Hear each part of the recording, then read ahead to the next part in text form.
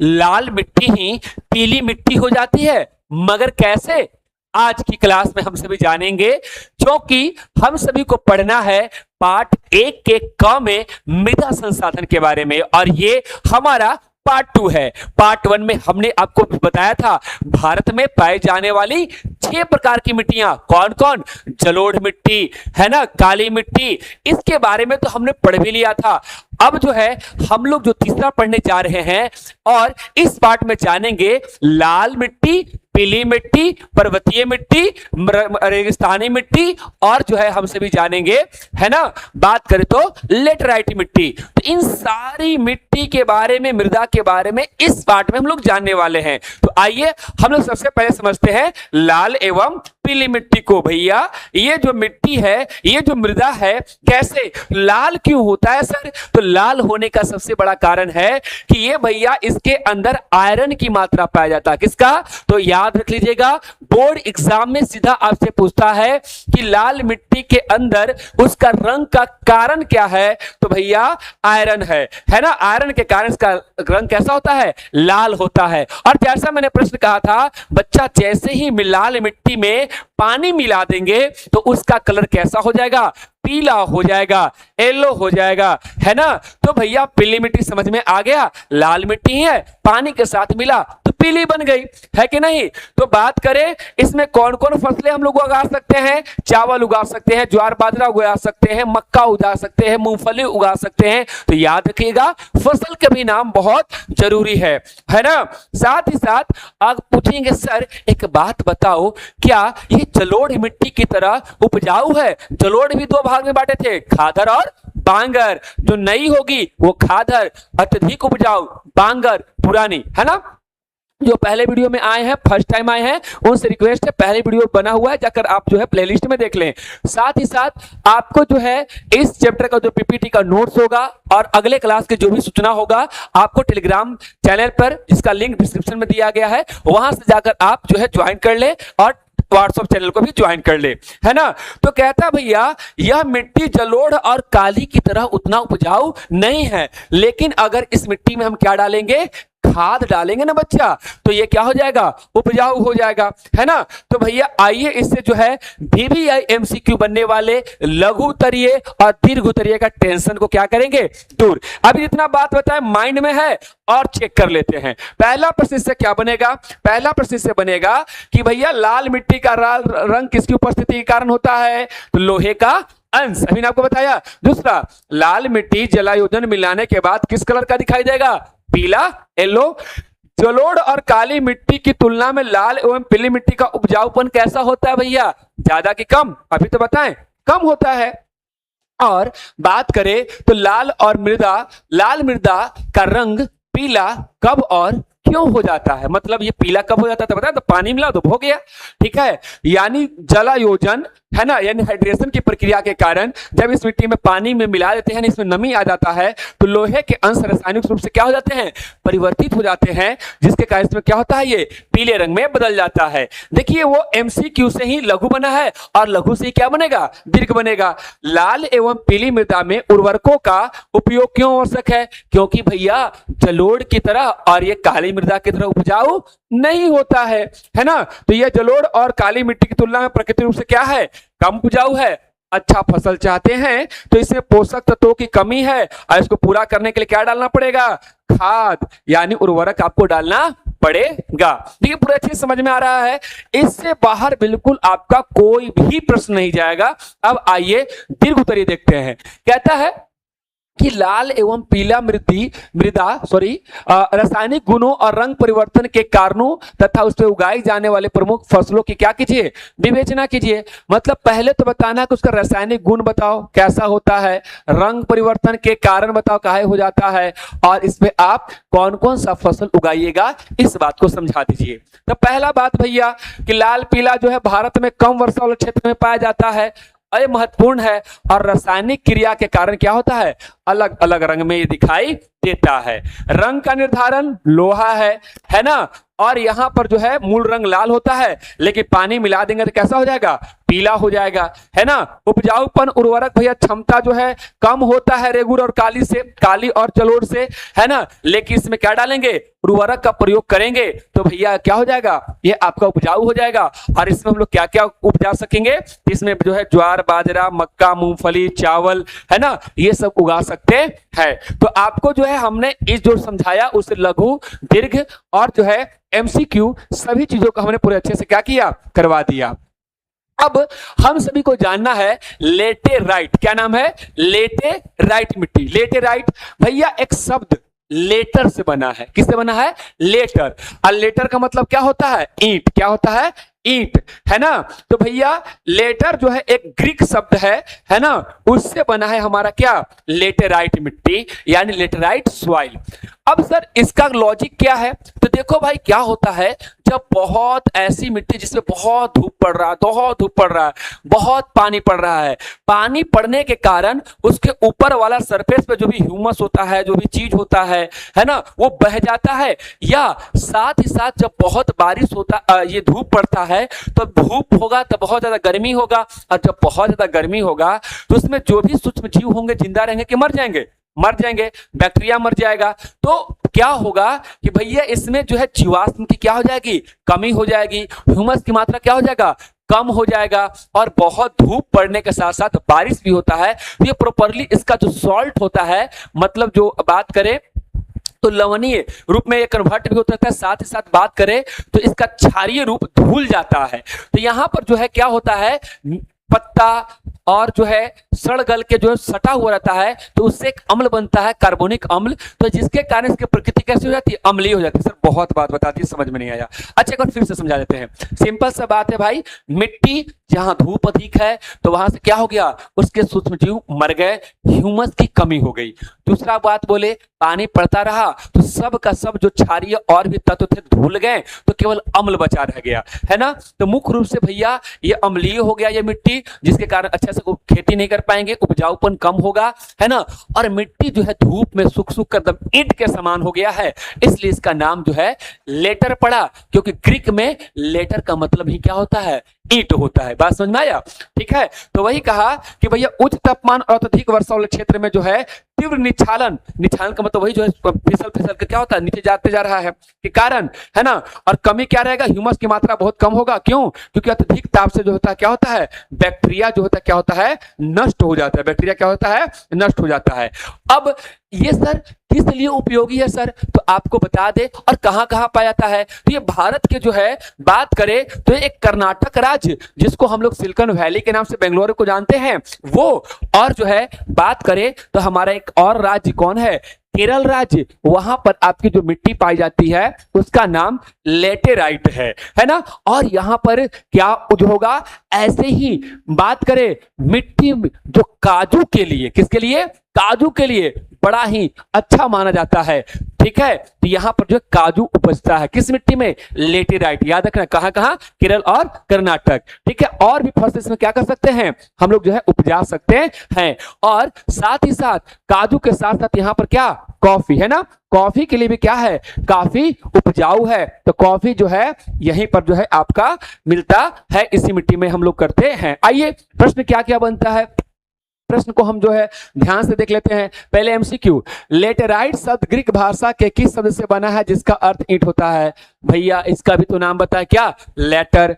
चाय, कॉफी और काजू के उत्पादन के लिए कौन सी मिट्टी सबसे उपयुक्त मानी जाती है, तो भैया चाय, कॉफी, याद रखना चाय, कॉफी और काजू, चाय, कॉफी और काजू किसके लिए भैया, लेटेराइट मिट्टी, यानी लेटेराइट मृदा, है ना। लेटेराइट मृदा का मुख्य विस्तार किन दक्षिणी राज्यों में पाया जाता है, तो हमने अभी राज्य का नाम बताया था, कर्नाटक और केरल। उच्च तापमान और अत्यधिक वर्षा वाले क्षेत्रों में तीव्र निक्षालन, निक्षालन का मतलब होता है ऊपर वाला जो तत्व जो होता है ढलान पे होता है, पर्वतीय क्षेत्र है उधर, तो वो क्या होता है, वो पानी के कारण बह जाता है ना, नीचे क्या होता है, बह जाता है, तो उसी को बोलते हैं निक्षालन। लीचिंग से किस मिट्टी का निर्माण होता है, तो लेटराइट मिट्टी का निर्माण होता है।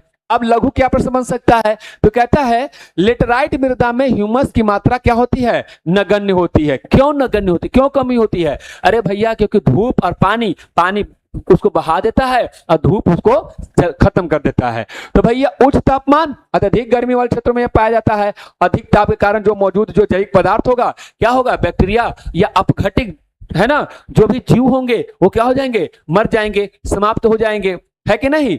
अब कह रहा है कि लेटराइट मिट्टी के दो मुख्य व्यवसायिक उपयोगिता लिखे। व्यवसायिक का मतलब जिससे हम रुपया पैसा कमाते हैं। तो भैया इसमें उपजा लो, क्या उपजाओगे? चाय उपजा लो, कॉफी उपजा लो और काजू उपजा लो, तो है ना भैया। ये मिट्टी चाय के लिए, कॉफी के लिए, है ना, और बागवानी के लिए, और कर्नाटक और केरल में काजू के लिए बड़ा इंपॉर्टेंट माना जाता है। तो क्या लघु और दीर्घ आपको बहुत ज्यादा हार्ड लग रहा है?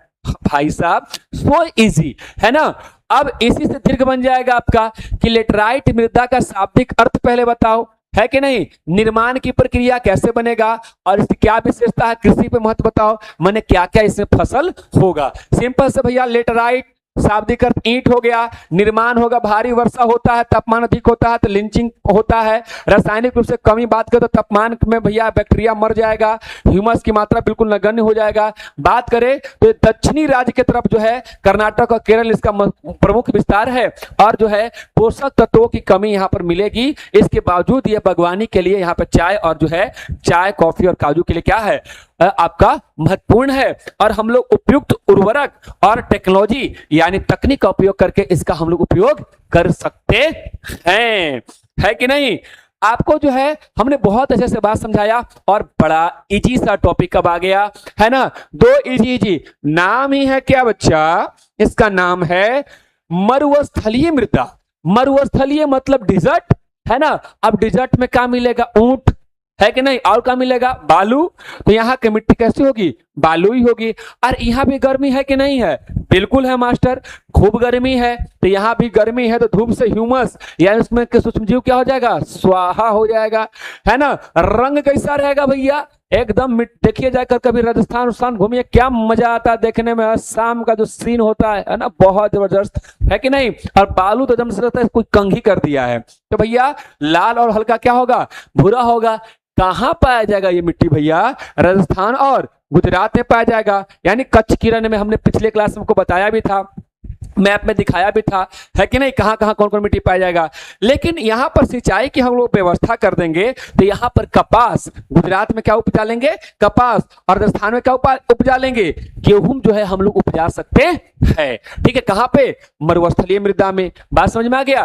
पर्वतीय, पर्वत पे पाए जाने वाले मिट्टी, इसमें कंकड़ पत्थर बजरी वगैरह मिल जाएगा, है कि नहीं। बात करें तो ये कैसा होगा? अम्लीय होगा। अम्लीय मतलब क्या होगा?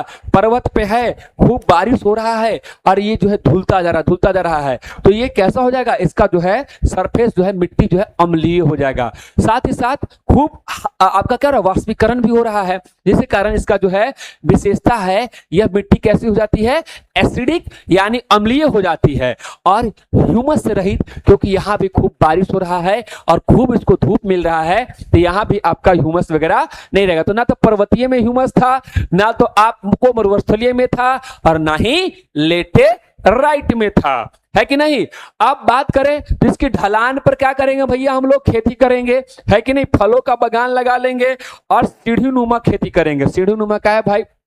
मान लो हम लोग फसल इसे बोए, है कि नहीं, तिरछा पे, ऊपर से पानी दिए तो हड़हड़ा के सबके नीचे गिरा देगा। मिट्टी ऊपर से बहा ना जाएगा जी, ऐसे तिरछा है तो मिट्टी सरसरा के नीचे गिर जाएगा। लेकिन इसे क्या करेंगे? सीढ़ी बना देंगे। तो अब सीढ़ी बनाएगा तो ऊपर से गिरा तो दूसरा सीढ़ी, तीसरा सीढ़ी, चौथा सीढ़ी, तो ऐसे क्या होगा? मिट्टी भी रुकते जाएगा, है ना। और मिट्टी जब पानी डालेंगे या पानी बारिश होगा तो प्रॉपर मिट्टी बहेगा नहीं, है ना। यानी जो आपका जो टॉप सॉइल यानी सबसे ऊपरी जो मिट्टी होती है ना, उसी के अंदर हम लोग खेती कर पाते हैं। तो मिट्टी बहना नहीं चाहिए, अपर्दन होना नहीं चाहिए। मिट्टियों का ऊपरी परत हटना ही क्या कहलाता है? अपर्दन कहलाता है, ठीक है। तो सीढ़ी नुमा खेती करेंगे, है ना। और इसी को हम लोग कौन सी कृषि बोलते हैं? सीढ़ी नुमा कृषि को ही हम लोग सोपानी कृषि कहते हैं। कौन सी कृषि कहते हैं? सोपानी कृषि करते हैं। और ये कहां पे करेंगे भैया? उत्तराखंड में, है ना। पहाड़ी क्षेत्र है हमारा उत्तराखंड, ठीक है, वो तो वहां पे हम लोग करेंगे। अब क्या क्या प्रश्न बनेगा मास्टर बताओ? तो भैया हम तो क्वेश्चन बोलेंगे, तुमको उत्तर धनाधन होगा। मरुस्थलीय मृदा का विस्तार मुख्य रूप से किन राज्यों में पाया जाता है बच्चा? अभी हमने बताया मरुस्थल मतलब पधारो मारे देश देश रे, कौन? राजस्थान। भैया क्या उसका गाना है, ओहो बड़ा मस्त लगता है ना, रंगीलो मारे ढोल ना, क्या बात है ना। और कौन? गुजरात, ठीक है, गुजरात में कच्छ के रण में भी आपको जो है आपको मरुस्थलीय मिट्टी मिलेगा। सिंचाई की समुचित व्यवस्था करके मरुस्थलीय मृदा में कौन सी फसल उगाई जाती है? कपास और गेहूं उगा लो ना भैया, क्या दिक्कत है? पर्वतीय मृदा की रासायनिक प्रकृति कैसा होता है भैया? भैया याद कर लो, अम्लीय होता है गुरुजी। सो पानी कृषि और सीढ़ीनुमा कृषि किस राज्य या क्षेत्र में अधिक प्रचलन है भैया? उत्तराखंड का पहाड़ी क्षेत्र में, है ना। अब आ जाओ लघु, मरुस्थलीय मृदा के किन्हीं दो विशेषताओं का उल्लेख करें। पहला, मिट्टी रेतीय और क्या होगा? बालू से भरा होगा। इसमें वनस्पति सड़ल गल के अंश यानी जो है ह्यूमस सर्वथा क्या हो जाएगा? नाश हो जाएगा, यानी ह्यूमस क्या हो जाएगा? रहित होगा, है ना, यानी इसमें ह्यूमस नहीं होगा और ये लाल और हरा होगा। भैया दो विशेषता बता दी ना जी, है ना। अब कहता है कि पहाड़ी क्षेत्रों में पर्वतीय मृदा पर किस प्रकार की खेती की जाती है? तो पहाड़ी क्षेत्रों में भैया तीव्र ढाल पर मिट्टी की कटाव को रोकने के लिए हम लोग भैया सीढ़ीनुमा यानी सोपानी कृषि करते हैं, है ना। खेत बनाए जाते हैं, इसे मिट्टी के मुख्य रूप से क्या होता है? फलों की खेती हम लोग करते हैं। दीर्घ उत्तरीय प्रश्न क्या बनेगा सर? तो मरुस्थलीय और पर्वतीय मिट्टी की विशेषताओं, क्षेत्रों और उनके कृषिगत उपायों की तुलनात्मक प्रस्तुति करें। पहला बोला क्या? मरुस्थलीय और पर्वतीय के बारे में विशेषता बताओ, फिर कहां कहां पाया जाता है इस बात को बताओ, और कृषि में उसका जो है क्या क्या उपजा सकते हैं ये बात बता दो। सिंपल सा भैया, भारत का विशिष्ट भौगोलिक क्षेत्र, जलवायु और उचावच में विषमता, विषमता मतलब एक जैसा तो पाया जाता नहीं है, इसी कारण जो है कहीं पे मरुस्थलीय कहीं पे पर्वतीय मिट्टी है। मरुस्थलीय क्या विशेषता है भैया? बालू होगा, शुष्क होगा, ह्यूमस की मात्रा एकदम नहीं होगा, रंग इसका लाल और कैसा होगा? भूरा होगा। मुख्य रूप से राजस्थान और गुजरात के रंग में पाया जाएगा। इसमें कृषि के क्या करेंगे भैया? इसको कम उपजाऊ होने के बाद अगर हम लोग जो है आधुनिक सिंचाई कर दें, जैसे इंदिरा गांधी कैनाल नहर इसमें जो है अति कर दें, तो यहां पर भाई कपास और गेहूं की खेती हम लोग कर सकते हैं। आज ये पर्वतीय मिट्टी है ना, मिट्टा बार बार बोला जाता है, सही कोई बात नहीं, ठीक है। तो पर्वतीय मिट्टी मृदा की बात करें तो ये जो है आपका कैसा होता है? अम्लीय होता है। और बात करें इसमें जैविक यानी ह्यूमस रहित होता है और देश के हिमालय और पहाड़ी जैसे उत्तराखंड में पाया जाता है। एकदम इजी होते जा रहा है। आपसे प्रश्न बन रहा है, जो है पर्वतीय मृदा कृषि के उपयोग में भाई ढलान पे हम लोग अपरदन को रोकने के लिए सोपानी यानी जो है सीढ़ीनुमा खेती करेंगे, और जो है फलों के बगानों और विशिष्ट पहाड़ी फसलों का अत्यंत उपयुक्त हमारे लिए है।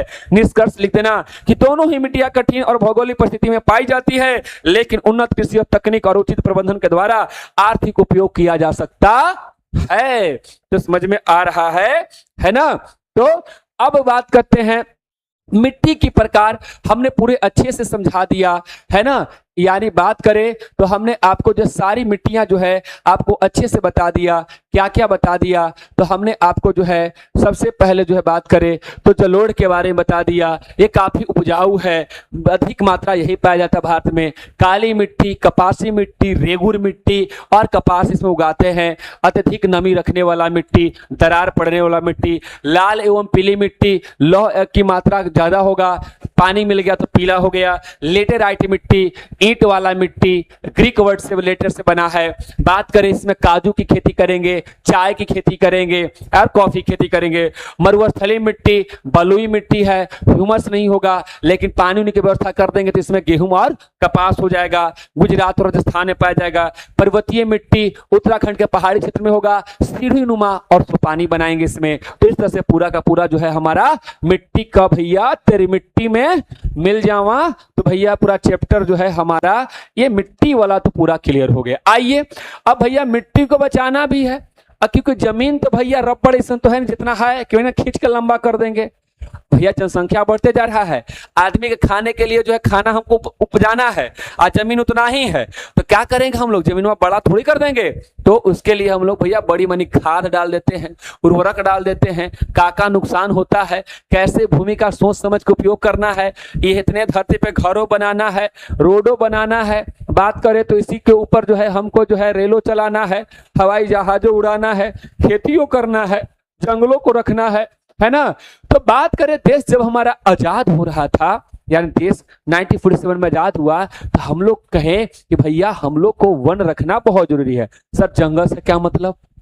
अरे भैया पेड़ पौधा रहेगा तो वही बादल को आकर्षित करके बारिश कराएगा। पेड़ पौधा होगा, हम लोग सांस लेंगे, भाई ऑक्सीजन कहां से मिलेगा? बात समझ रहे हो? तो कहने का मतलब है हम लोग तय किए आदर्श, मतलब आइडियल कंडीशन बताएं कि भाई हमारे भारत के अंदर जितना क्षेत्रफल होगा, जितना जमीन होगा, उसमें कम से कम जो है 33% पर, कितना पर? 33% पे जो है हम लोग क्या करेंगे, आरक्षित वन क्षेत्र रहेंगे। और वन में जंगल में जीव जंतु भी रहता है, और हम सभी एक दूसरे पे क्या है, डिपेंडेंट हैं। यानी आदर्श वन बनाएंगे कितना परसेंट पे? 33% पे। कब हम लोग ये किए थे भैया? एक नीति बनाए थे, राष्ट्रीय वन नीति 1952 को बनाए थे। इससे पर्यावरण हमारा संतुलन रहेगा। लेकिन वर्तमान स्टेटस का है भैया, ये ग्रीन माइलर था, हम लोग रेड में हैं। सोचो कितना परसेंट पे हैं? 20% पे हैं। तो भाई वन नहीं होगा तो जीवन भी संभव नहीं होगा हम लोग का।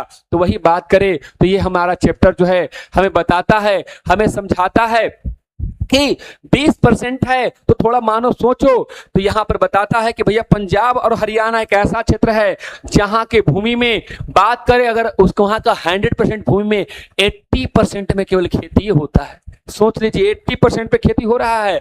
और एक ऐसा भी जगह है अरुणाचल प्रदेश और मिजोरम, है ना, पहाड़ी इलाका है, जहां पर भैया 10% से भी क्या होता है, कम जगह पर क्या होता है, खेती होता है कि नहीं। और जहां तक की बात करें भारत का क्षेत्रफल कितना है, तो 32,87,263 किलोमीटर। कितना? 32,87,263 किलोमीटर, यानी लगभग उसको बोले कितना, 3.28 लाख किलोमीटर है। जो केवल बात करें 93% ही आंकड़ा है, यानी 100% भूमि का क्षेत्रफल नहीं बता रहे ये। क्यों भैया? क्योंकि एक तो पाकिस्तान का जो है कब्जा कर लिया है, पीओके है, पाक ऑक्युपाइड कश्मीर है, कुछ चीन के पास है, और बात करें तो कुछ ऐसा जगह है, बात करें तो जैसे कि हमारा नागालैंड में हो गया, है ना, सिक्किम में हो गया, बात करें तो मणिपुर में हो गया, जंगली और पहाड़ी या जो लद्दाख में हो गया, जहां पे हम लोग जो है सर्वे ही नहीं कर पाए हैं। ठीक है, तो इसलिए हमारे कुल भूमि का हमारे पास कितना आंकड़ा उपलब्ध है, 93% ही क्या है, उपलब्ध है। आइए जो है कितना जो है प्रश्न हमसे बनता है इस टॉपिक से। तो भारत का कुल भौगोलिक क्षेत्र बताओ, 32 लाख जो है ना, 32,87,263 यानी 32.8 किलोमीटर। बताओ कुल कितने क्षेत्रफल पर जो है भूमि का उपयोग का आंकड़ा उपलब्ध है। हम लोग के पास सर्वे का मात्र कितना परसेंट, 93% ही क्या है, उपलब्ध है। राष्ट्रीय वन नीति 1952 के अनुसार पर्यावरण संतुलन के लिए कितने परसेंट भूभाग पर वन होना अनिवार्य है, तो भैया कितना परसेंट, 33% पर। वर्तमान भारत में मात्र कितने प्रतिशत वार्षिक वन पाए जाते हैं, मात्र कितना, 20%। भारत के किस राज्यों में उनकी कुल भूमि का 80% भाग पर खेती होती है, तो भैया पंजाब और हरियाणा में 80% पे। क्यों? क्योंकि वहां नदियों का जाल है। पंजाब का मतलब होता है 5 नदियों के बीच का क्षेत्र, आब का मतलब क्षेत्र, है ना, यानी 5 नदियां कौन है ना, तो आपका जो है सिंधु, सतलज, ब्यास, रावी और भूल रहे हैं ना, एक नाम पूरा बोल रहे हैं, कौन कौन है, तो आपका जो है रावी, सतलज, ब्यास, है ना, और सिंधु, ये 5 नदी जो है वहां पर बहता है। उसका काफी उपजाऊ भूमि है, इसलिए यहां पर खेती भी प्रॉपरली होता है। कहता है कि भारत के किन पूर्वोत्तर राज्यों के कुल भूमि का 10% से भी कम भाग पर खेती होता है, तो भैया अरुणाचल प्रदेश और कौन, मिजोरम, जो कि पहाड़ी है, वहां पर व्यवस्था पानी वगैरह का नहीं है। अगला लघु क्या बनेगा, राष्ट्रीय वन नीति 1952 के अनुसार आदर्श वन और भारत का वास्तविक स्थिति में क्या अंतर है? नीति भैया हम लोग बनाए थे कि पर्यावरण संतुलन करने के लिए कितना परसेंट? 33% पारदर्शी वन होना अनिवार्य है, जरूरी है, लेकिन वर्तमान में कितना परसेंट पे? 20%, यानी मानक से हम लोग बहुत क्या है? कम है। भारत में कृषि भूमि क्षेत्र वितरण में असमानता का 100 उदाहरण स्पष्ट कीजिए, यानी जो है कितना कितना परसेंट पे कहां कहां हो रहा है कि नहीं? क्षेत्रीय वितरण में असमानता, असमानता का मतलब कहीं ज्यादा है और कहीं पर क्या है? कम है। तो भैया पंजाब हरियाणा जैसे मैदानी राज्यों में अनुकूल परिस्थिति के कारण कितना परसेंट है ना? 80%। और इसके विपरीत अरुणाचल प्रदेश और मिजोरम के पहाड़ी वनीय राज्यों के कारण जो है भौगोलिक बनावट के कारण कितना परसेंट? मात्र 10% पर ही खेती कर पाते हैं। देखो भैया इसी से ये बना, अब इससे क्या होगा? ये बना, मेरा कोशिश है कि आपका जो लघु उत्तरीय, दीर्घ उत्तरीय और एमसीक्यू का डर है उसको पूरा खत्म कर देना। एक बार आराम, वन शॉट के चक्कर में मत पढ़ना, लास्ट में रिवीजन होता है वन शॉट, लेकिन एक बार अच्छे से अवश्य पढ़ना, क्योंकि यही चलकर आगे जो है आपका एसएससी, रेलवे या जो भी यूपीएससी बीपीएससी एग्जाम देते हो यहां से प्रश्न बनते हैं, तो अच्छे से एक बार पढ़ लो, है ना। अगला प्रश्न कहते हैं कि भारत में भूमि उपयोग के बदलते स्वरूप और वन क्षेत्रों की वर्तमान स्थिति का सविस्तार क्या कीजिए? समीक्षा कीजिए। तो भैया भारत के कुल भौगोलिक क्षेत्रफल कितना है? 32.2 लाख वर्ग किलोमीटर है, और हमारे पास आंकड़े कितने उपलब्ध हैं? तो 93% उपलब्ध है कि नहीं? और देश में उपयोग भैया किसके लिए? कृषि हो गया, वन हो गया, और अन्य आर्थिक कार्यों में असमान रूप से क्या है जो है आपका जो है बटे हुए हैं। वन क्षेत्रों की स्थिति की बात करें, आदर्श हम लोग क्या बनाते हैं? वन नीति के अनुसार 1952 में कि 33% पे होगा, लेकिन वर्तमान कितना परसेंट पे है? 20% पे है। और कृषि उपयोग की विभिन्नता यहाँ पे दिखा देंगे कि भैया कहाँ हरियाणा और पंजाब में कितना परसेंट पे? 80% पे कर रहे हैं, लेकिन वहीं पर जो है बात करें तो मात्र 10% से भी कम हिस्से कहाँ कर रहे हैं हम लोग? दुर्गम पहाड़ी के कारण जो है अरुणाचल प्रदेश और मिजोरम में जो है कर रहे हैं, है ना। निष्कर्ष निकलता है भैया असंतुलन पर्यावरण और सतत विकास चुनौती है, हमें योजनाबद्ध होकर प्लानिंग करके क्या करना पड़ेगा? काम करना पड़ेगा, है ना। अब बात करें तो भैया अब जो है कि भूक्षरण हो रहा है, यानी भूमि जो है खराब भी हो रहा है, डिग्रेड कर रहा है, यानी हम मिट्टी का उपयोग कर रहे हैं भाई, तो धीरे धीरे उसकी जो है कैपेसिटी, उसकी कैपेबिलिटी है ना, क्या होगा? भी तो कम होगा, तो उसको क्या करना पड़ेगा? बचाना पड़ेगा। कैसे? पहले खराब कैसे हो रहा है मिट्टी, मिट्टी को हम लोग खराब कैसे कर रहे हैं? तो भैया मिट्टी को खराब करने को ही हम लोग बोलते हैं भूमि का निम्नीकरण। और समझो अच्छे से, जब मिट्टी अपनी उर्वरकता को कम कर देता है, जैसे मान लो कि हम लोग खेती की है, एक साल जो है हमको मान लो खेत से जो है 10 क्विंटल हमको मिला धान, अगला साल जो है 5 क्विंटल हो गया, उसके साल 2 क्विंटल हो गया, तो भाई कम क्यों हो गया? इसलिए कम हो गया कि भाई अगर हम फसल रोप रहे हैं तो उसकी अंदर जो तत्व हैं उस तत्व को पौधा क्या कर रहा है? यूज कर रहा है, फिर फसल डाल दिए, फिर यूज कर रहा है, फिर फसल डाल दिए, फिर यूज कर रहा है, भैया कम होते जा रहा है, तो उसमें अब कम रहेगा, तो पेड़ को, पौधा को कम खाने को मिलेगा, तो उसका यानी उसका क्या होगा? अब जो है फसल भी क्या होगा? कम होगा। तो इसकी उर्वरकता समाप्त हो रही है।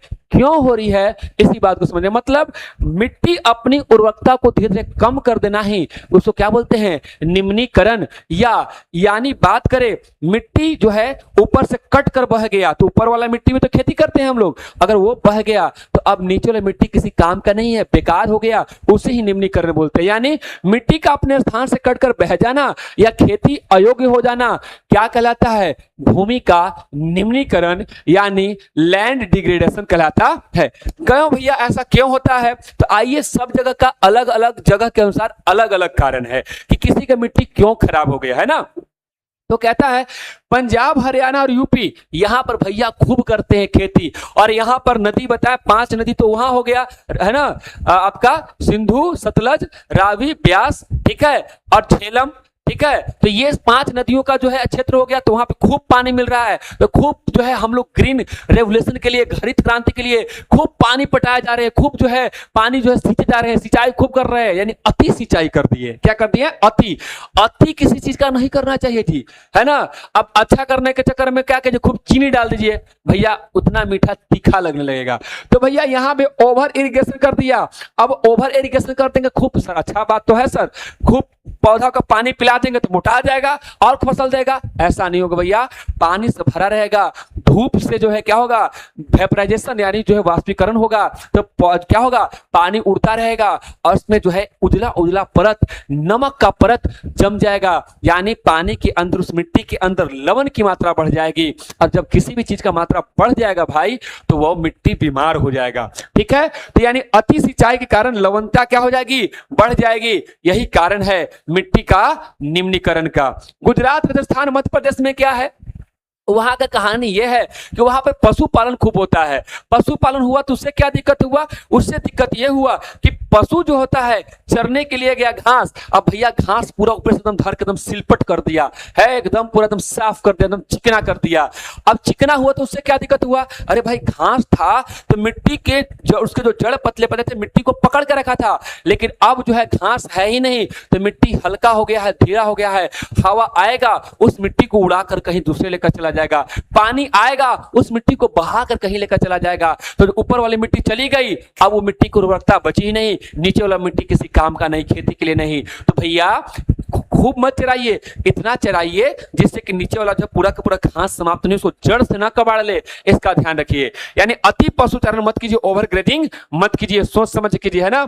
और उड़ीसा के कारण क्यों होता है भैया, यहां पर भैया हम लोग खनिज निकालने के लिए, लोहा निकालने के लिए, यहां पर कोयला निकालने के लिए, यहां पे हम लोग क्या करते हैं, खनन करते हैं। खनन करते तो पेड़ काट देते हैं। अब पेड़ काट देंगे भाई तो क्या हो जाएगा, जो है या खनन करेंगे तो ब्लास्ट कराएंगे, अब ब्लास्ट कराएंगे तो उसका मिट्टी उट्टी क्या हो जाएगा, सब खराब हो जाएगा, है कि नहीं। और जो है मान लीजिए पेड़ भी काट दिए तो पेड़ भी क्या करता है, पेड़ की भी जड़ें तो मिट्टी को पकड़ के रखी है ना, या पानी को आती है तो उसको भी तो रोकने का काम करती है, लेकिन जो है पेड़ ही कट जाएंगे तो मिट्टी और हवा क्या करेगा, उसी तरह से उड़ा कर लेकर चला जाएगा। ठीक है, तो बात समझ में आ गया। अधिक सिंचाई के कारण जो है पंजाब, हरियाणा, उत्तर प्रदेश, अति पशुचारण के कारण जो है गुजरात, राजस्थान, मध्य प्रदेश, और वनानुन्मूलन यानी वनों की कटाई के कारण जो है बात करें तो कौन, उड़ीसा। आइए प्रश्न क्या बनेगा इससे, तो भैया प्रश्न जो है बनेगा इससे ये कि मिट्टी का अपने स्थान से, है ना, मिट्टी का जो है अपने स्थान से जो है, ठीक है, कट कर बह जाना, खेती के लिए अयोग्य हो जाना क्या कहलाता है, तो भैया याद रखना भूमि निम्नीकरण या भूक्षरण, लैंड डिग्रेडेशन कहलाता है। पंजाब में भूमि निम्नीकरण का मुख्य कारण क्या है, अधिक सिंचाई कर दोगे या अति सिंचाई कर दोगे तो ये मामला गड़बड़ा जाएगा। पंजाब में खूब पानी है, अति सिंचाई है ना, अति सिंचाई हो जाएगा। अति सिंचाई के कारण मिट्टी में किस समस्या की वृद्धि हो जाती है, लवणता बढ़ जाता है, साल्ट बढ़ जाता है बच्चा, इसके कारण, है ना। गुजरात, राजस्थान में भूक्षरण का मुख्य कारण क्या है, अति पशुचारण, यहाँ खूब पशु चरा रहा है, कबाड़ दे रहा है जड़े से। ठीक है, उड़ीसा राज्य में भूमि निम्नीकरण का प्रमुख कारण क्या है भैया, वनोन्मूलन। बताओ तुम जो पढ़ रहे हो, आप बुक पढ़ो, तुम लेक्चर सुनते सुनते तुम्हें याद हो जा रहा है, और एमसीक्यू हो चाहे लघु हो चाहे दीर्घ हो, पूरा क्लियर हो रहा है ना। भूमि निम्नीकरण से आप क्या समझते हो, प्राकृतिक या मानवीय कारण से, या तो नेचर के द्वारा या आदमी, है ना, के द्वारा भैया मिट्टी का अपने स्थान से कट कर बह जाना या नष्ट हो जाना क्या कहलाता है, भूमि निम्नीकरण। डिफरेंस लिख दिए, भूमि की उपजाऊ शक्ति का कम होना या उसकी खेती के अयोग्य हो जाना भूमि निम्नीकरण कहलाता है ना। पंजाब और हरियाणा जैसे राज्यों में भूमि निम्नीकरण गुणवत्ता के कम होने के कारण बताओ भैया, पंजाब में क्या होता है भैया, तो भैया सघन कृषि होता है, खूब पानी से अति सिंचाई कर दिए पंजाब में, और जो है सिंचाई के कारण मिट्टी में जो जल जमाव होता है जिससे भूमि की लवणता क्या होती है, बढ़ जाती है, और क्षारता की मात्रा भी जो है बढ़ जाती है, जिसके कारण जो है यहाँ पर जो है मिट्टी डिग्रेड कर जाती है। अब इसी से जो है दीर्घ उत्तरीय प्रश्न जो है बन जाएगा। ठीक है, कौन सा प्रश्न बन जाएगा, दीर्घ उत्तरीय प्रश्न भी जो है बन जाएगा, प्रॉपर्ली जो है दीर्घ उत्तरीय प्रश्न भी जो है बन जाएगा। ठीक है, तो कैसे जो है क्या क्या हो जाएगा, तो कह रहा है कि भारत के विभिन्न राज्यों में भूमि निम्नीकरण के मुख्य कारणों को सविस्तार विवेचना कीजिए, है ना, कि भैया भारत में कहां कहां, तो ये बता दो भैया, मानवीय और भौगोलिक विभिन्नता के कारण अलग अलग जगह का अलग अलग कहानी है। ठीक है, यहाँ पे अति सिंचाई में पंजाब, हरियाणा, उत्तर प्रदेश आ जाएगा, लवणता बढ़ गया, ये कहानी लिख दो। अतिचारण के कारण जो है गुजरात, राजस्थान, मध्य प्रदेश हो जाएगा, अनियंत्रित अर्ध शुष्क भूमि में हो जाता है ना, और मिट्टी क्या हो जाती है, ढीली हो जाती है, इसलिए जो है अपर्दित मतलब जो है अपने जगह से हट जाती है। वनमूलन उड़ीसा में भैया वनाच्छादित राज है, खनन का काम कर रहा है, औद्योगिक फैक्ट्री लग रहा है, कृषि के बड़े मानो जंगलों को क्या किया जा रहा है, कटाई किया जा रहा है, जिससे कि मिट्टी की पकड़ क्या हो जाएगी, कमजोर हो जाएगी और तीव्र भूमि क्षरण हो जाएगा। निष्कर्ष, देश की खास सुरक्षा सुनिश्चित करने के लिए क्षेत्रीय कारणों को पहचान करके राज्य को जो है उसके अनुसार उचित मृदा का संरक्षण का क्या करना चाहिए, नियम लगाना चाहिए। अब हम सभी जो है धीरे धीरे बढ़ते हुए चैप्टर को लास्ट पॉइंट पर हम लोग आ गए हैं। अब क्या कहता है, तो कहता है रासायनिक, हम लोग जो है अधिक फसल के लिए एकदम दे खाद डाले जा रहे हैं, दे एकदम डालते जा रहे हैं, लेकिन आप सभी को पता है कि खाद में एक ऐसा जो है एक हार्मोन होता है, एक ऐसा दवा होता है जिसका नाम, रसायन का नाम क्या है, तो उस रसायन का नाम है एंड्रीन। क्या नाम है, एंड्रीन नाम है। और एंड्रीन जो है क्या करता है, एंड्रीन जो है बात करें तो मेढक जो प्रजनन करता है उसकी प्रजनन क्षमता को कम कर देता है। एक्चुअली क्या होता है, उसके रासायनिक ऐसा होता है कि जो नर मेढक है ना, नर मेढक जो है ट्र ट्र करता है। और पता है ट्र ट्र क्यों करता है, तो जो मेढक होता है टर टर करके जो है फीमेल यानी जो है मादा मेढक को अपने पास बुलाता है, किसके लिए, निषेचन करने के लिए, है ना, यानी अपना परिवार बढ़ाने के लिए बुलाता है, किसको, मादा मेढक को। लेकिन इस एड्रीन के कारण उसके अंदर हार्मोनल चेंज हो जाता है, जिसके कारण वो आवाज ही नहीं निकाल पाता, किसका आवाज, ट्र ट्र का आवाज। तो मादा आती ही नहीं है तो कहानी आगे बढ़ता ही नहीं है, उसका आगे वंश चलता ही नहीं है। इस तरह से जो है बात करें तो उसका पूरा का पूरा वंश को ही हम लोग समाप्त कर देते हैं, माने मेढक का अगला वंश से नहीं आएगा, निर्वंश हो गया वो। ठीक है, तो सर उससे क्या दिक्कत है, मर जाए मेढक। अरे भाई मेढक मर जाएगा तो सुनो नुकसान का होगा। आप कीट फितिंगा देखे जो हरियर कलर का होता है, जो हरा कलर का होता है कीट, जैसे घोड़ा, जिसको राम जी घोड़ा टाइप में हम लोग कहते हैं, या जो फितिंगी जो होता है बरसात में देखे होंगे, वो टिड्डा कहलाता है।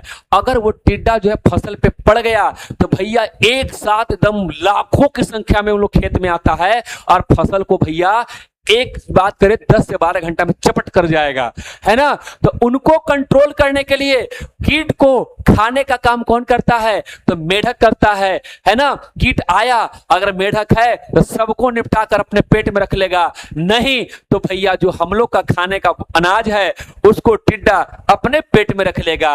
और हम लोग खाद डाल डाल के मेढक को मर ले जा रहे हैं कि थोड़ा हम वंशे ना बढ़े देंगे, तो भैया हम लोग भी भूखे मरेंगे और फिर हम लोग का भी वंश कहीं रुक ना जाए। तो सोच समझ के बात समझ में आया कि भैया रसायनों का लगातार उपयोग से सूक्ष्म जीव क्या हो रहे हैं, नष्ट हो रहे। भैया केचुआ है ना, वो मिट्टी को पोला करता है, मिट्टी को खा करके जो है ना क्या करता है, उसको भुरभुरा बना देता है। तो यहां पर जो है केचुआ आदि नष्ट हो जा रहा है भैया, है ना। कीटों की संख्या क्या हो जाएगी, बढ़ जाएगी, या फसल क्या हो जाएगा, बर्बाद हो जाएगा। जब भैया हमारे मेढक भैया क्या हो जाएंगे, मर जाएंगे, क्योंकि आवाज नहीं निकाल पाएंगे, क्या है कि नहीं, क्योंकि एड्रीन नामक जो है रसायन मेढकों के प्रजनन को क्या करता है, रोक देता है। बात समझ में आया। तो ये भी आई है भैया कि प्रजनन को कौन रोकता है, एड्रीन रोकता है। अब एमसीक्यू प्रश्न क्या बनेगा, एमसीक्यू प्रश्न बनेगा कौन सा रसायन मेढक के प्रजनन को रोक देता है, तो कौन हो जाएगा, एड्रीन। रसायनों के लगातार उपयोग से मिट्टी में रहने वाले कौन सा मित्र जीव नष्ट हो जाएगा भैया, तो सूक्ष्म जीव केचुआ आदि भैया मर जाएगा। इसलिए सोच समझ के डालो भाई।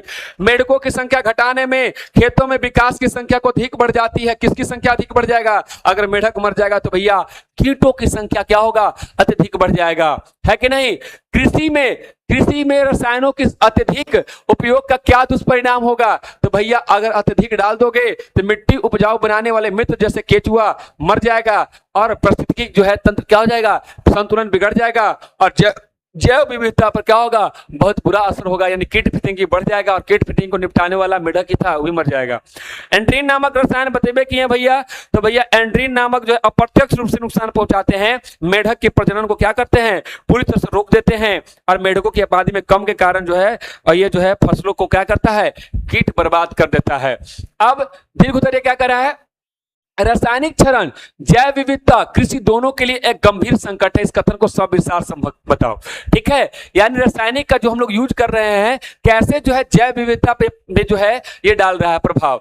तो आधुनिक कृषि में उत्पादन बढ़ाने के लिए रासायनिक का अंधाधुंध हम लोग उपयोग कर रहे हैं, जिससे कि हमारी जैव विविधता अत्यधिक क्या हो रही है, घातक दुष्परिणाम झेल रहा है। सूक्ष्म जीवों का विनाश हो रहा है। बता दो कि भैया रासायनिक खाद डाल रहे हैं, कीटनाशक का छिड़काव कर रहे हैं, केंचुआ और सूक्ष्म जीव क्या हो रहा है, मर जा रहा है, प्राकृतिक असंतुलन हो रहा है। ये बात समझ में आ गया। जीवों का प्रजनन वाला बात बता दो, एड्रीन का उदाहरण बता दो कि भैया कैसे डाल रहे हैं तो उसका वंश क्या होता रहा है, रुक जा रहा है। फिर कीटों के अनियंत्रित, भैया अगर मेढक मर गया तो कीट अनियंत्रित हो जाएगा और खाद्य श्रृंखला क्या हो जाएगा, टूट जाएगा। फसल की बर्बादी, यानी कीट अत्यधिक संख्या में फसलों को बर्बाद कर देंगे। निष्कर्ष है भैया कि कृषि को नुकसान पहुंचाने से क्या कर लीजिए, बचा लीजिए और पारिस्थितिकी को जो भी जो है जैव विविधता को रक्षा के लिए जो है सोच समझ क्या कीजिए, यूज कीजिए, है ना। अगला है भूक्षरण के उपाय। कैसे करेंगे भैया, भूमि जो है डिग्रेड कर रहा है तो कैसे करेंगे, तो बताया था ना, सीढ़ीनुमा खेत बनाइए, सोपानी कृषि कीजिए ताकि पनिया जो है क्या होगा, ढल ढल के नीचे गिरेगा। यानी ढलान वाले क्षेत्रों में जल प्रवाह को रोकने के लिए सीढ़ीनुमा जुताई कीजिए, है ना। फसल चक्रण कीजिए, यानी मान लीजिए कि एक ही फसल बार बार आप लगाते रहिएगा तो उसमें से वही तत्व समाप्त हो रहा है, वही तत्व समाप्त हो रहा है। लेकिन मान लीजिए, और दूसरी बात, उसमें जो है पनपने लगेगा क्या, आपका जो है कीट फितिंगी उसी टाइप में, या उस मिट्टी के अंदर जो है वही जो है बीमार मिट्टी पड़ने लगेगा। लेकिन और उसमें जो है रहने वाले का जो है सूक्ष्म जीव है जो नुकसान पहुंचाने वाला है उसको फेवरेबल मिल जाएगा। अच्छा, हर बार आता है, हर बार खाएंगे। लेकिन मान लीजिए फसल जो है इस बार धान का लगाए थे, अगला बार गेहूं का लगा देंगे, अगला बार कुछ और लगा देंगे, कुछ और लगा देंगे, चेंज कर देंगे तो कहेगा जा भूखे बेचारा सूक्ष्म जीव मर जाएगा, या उसमें के अंदर जो कीटाणु होगा मर जाएगा, उसको जीने के लिए मिला ही नहीं मिला। ठीक है, यानी उसको जो चाहिए तो मिला ही नहीं। और दूसरा बात, जो पोषक तत्व था उसको जो है वो दूसरा पोषक तत्व का यूज कर रहा है, तब तक एक और पोषक तत्व क्या हो जाएगा, धीरे धीरे रिचार्ज हो जाएगा। बात समझ में आया। यानी फसल बदल बदल कर लगाएंगे तो जिससे जो है जो फेवरेबल, मतलब जो है जो कीट पतंगी जो सोच रहा था कि अगला भी पौधा मिलेगा वो अगला टाइप का मिलेगा, वो खाएगा तो मर जाएगा। बात समझ में आया। और दूसरा सबसे बड़ा जरूरी होता है नाइट्रोजन का।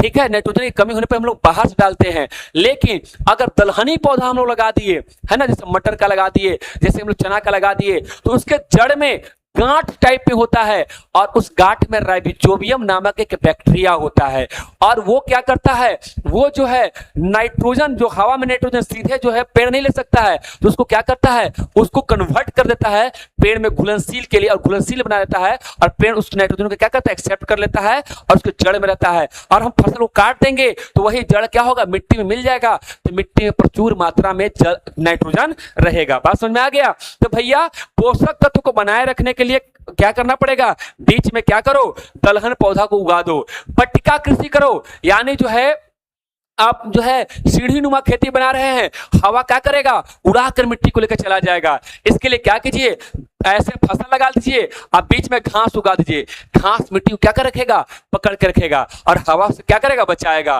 तो पवन अपरदन को रोकने के लिए फसलों के बीच घास की क्या बना दो, पट्टी बना दो और क्या करो, वृक्षारोपण। बहुत तेज हवा आया, पूरा एकदम हिला डोला करके तेज हवा आया तो भाई बहुत सा फसल को उखाड़ देगा, मिट्टी को उड़ा देगा, लेकिन अगर बड़ा बड़ा पेड़ रहा तो उस हवा से टकरा करके क्या करेगा, नीचे वाले को क्या कर लेगा, बचा लेगा। साथ ही साथ पेड़ रहेगा ना बच्चा, तो क्या करेगा, उसका जो है पेड़ का जो है टहनी, उसका पत्ती, वो सब गिर के सड़ेगा, गलेगा, तो क्या होगा, वो कार्बनिक पदार्थ बनेगा जो कि ह्यूमस की मात्रा को बढ़ा देगा। तो पेड़ का ये भी काम है, यानी पेड़ों की पत्तियां मिट्टी में ह्यूमस को क्या करेगी, बढ़ा देगी और क्या हो जाएगा, उसकी जो है उपजाऊ को क्या करेगा, बढ़ा देगा।